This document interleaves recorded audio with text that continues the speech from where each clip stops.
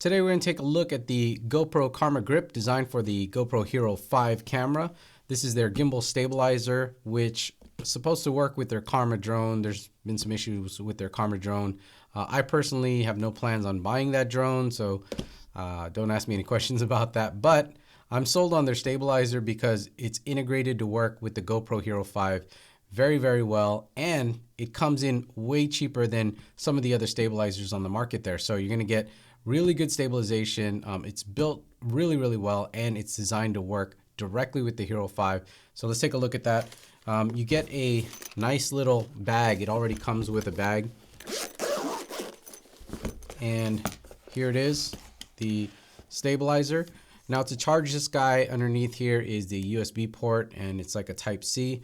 And then just, if you guys don't know, you can unlock the top part here by turning this little knob, and then you can pull off the top. Now this is how it would go on the Karma drone, but you can also use it away from the handle. So inside of the handle here is another USB type connection, and they are going to sell an extension. So you can mount this guy remotely, and then you can operate it, from here. And the way you would mount this guy is by adding this little ring. This ring is included. So this ring actually attaches over this little head here. It's a very tight fit, just like that. And then you could put it back into the stabilizer and lock it down. And once you have this little ring on the neck here, you can position it wherever you want and then just tighten up the collar. And this has a typical GoPro Hero mount. So you can mount this entire stabilizer as you would your typical GoPro. So, whatever adapter you have here for your bike, or maybe a chest harness or a backpack, it has the same GoPro mount. So let's take this back off, and then we'll go into the features of the stabilizer. So this is the Karma Grip here, the stabilizer. It's really well made. As you can see, there's no real exposed buttons. Everything is underneath this rubber handle here, and it's got a little tactile feel to the buttons. And so it's fairly dust and water resistant as the Hero 5 is. So it's gonna work perfectly with this. So not waterproof, but definitely water resistant. So this grip's gonna get you through a lot of different situations.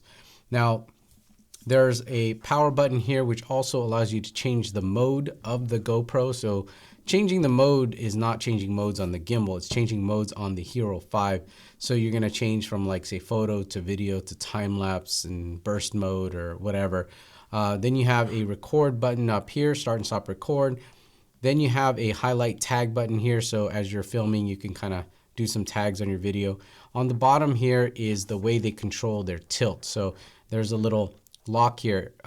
Normally it does not follow you on a tilt. So if you're moving the gimbal up and down, it won't tilt, but if you hold the button down as you're moving the gimbal up and down, it will lock the camera tilt, and then it will follow your movement up and down. So different than most of the other gimbals that I'm used to out there. But to get this guy in, we have to open up the cage here, and we need to get our GoPro into this system. To do that, we have to take the door off of the USB. So we would slide this out. Now, once you have your door open, just pull the door off. So you just pull it out. It's just a little clip that holds it. Don't lose it. Another tip, if you guys are filming and you're not worried about dust and water, take off this front element, because this picks up a lot of glare. And it's a filter that goes on the top. Now, to get this guy off, it's a little scary and it's a little bit of work, but what you do is you pull the lens away from the body and then you rotate it counterclockwise. So I pull this out and rotate counterclockwise, and then we get the filter off. So now we're gonna get the sharpest possible images out of our GoPro, because this guy tends to pick up a lot of glare.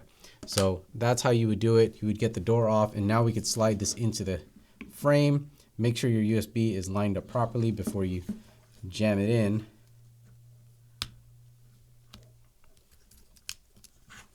And we lock it down. Now, one of the things you might want to do if you got your Hero 5 early is update the firmware or software. I put it in this grip earlier, and the grip did not recognize my Hero 5 when I would start and stop recording. And until I upgraded to the latest software in the GoPro Hero 5, then the grip started working properly. So to turn this on, we just hold down this mode button, and there you go. And once again, to start and stop recording, we would press this button over here. And the way it operates is, again, it doesn't follow your tilt. You notice it doesn't follow any of my tilt, but it does follow left and right. Now you can't disable that. If we press on this lock button here, we can hold this, and then as we tilt down, you'll notice the camera will tilt down, and then we could tilt up. Now if we leave it tilted up and we let go of this lock button and we point down, the camera is going to retain that same angle. So you want to make sure that when you're returning it back to normal, you're pointing down before you let go of it. But another thing you could do quickly is just grab the camera and tilt it forward. So it has, like encoders where you can reposition the tilt any way you want by just grabbing the camera and holding it for like a half second. So if I just move this up, held it, it would retain that. So you can always use this to level out. It doesn't work on pan or roll. So if I was to hold it sideways for a second, it doesn't retain the pan, or the roll if I was to hold it, it doesn't do it. But on the tilt, you just tilt up, hold it, and then you're good to go. So if you need to reset it very quickly, just grab it by your hands. Another thing you can do is inverted mode. All you have to do is flip the gimbal upside down, and it's going to autocorrect the Hero 5 so you can shoot upside down. Now, if you guys are using the Hero 5 for blogging, I often use it for blogging, you could rotate it as kind of like a selfie and tilt the handle a little bit. But if you were to tilt too far, then the Hero 5 is going to flip over, and that's because it's designed to be mounted in this way if you're on like a bike or something like that. So just don't tilt it too far, and you'll be able to do like kind of a selfie mode like this if you're doing some video blogging. But that's a quick look at the Karma grip.